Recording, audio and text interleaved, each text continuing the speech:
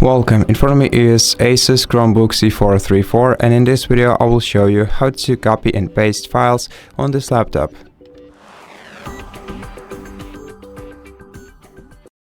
To use copying and pasting features on your laptop, what you have to do is open File Explorer.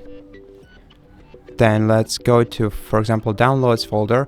To copy a file, you have to select it and then right-click it and either select copy or just use a Ctrl+C or string C combination of keys. Alternatively, you can select cut if you want the cut file out of this directory by either pressing right here or using Ctrl+X combination of keys. To paste the file, press Ctrl+V or use right-click and paste. Alternatively, or additionally, you can use the clipboard where all the recently copied files were saved, and to use it you have to press the search button, which is located right here, and V button at the same time. Then this way you will find all of the recent clips or copies, and you can select which one you want to paste in this directory by clicking on it.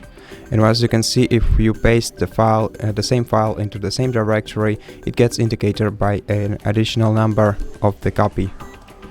And that's how you do it. So thank you so much for watching this video. If you liked it, consider subscribing to our channel, leave us a like and a comment below, and I'll see you in the next one.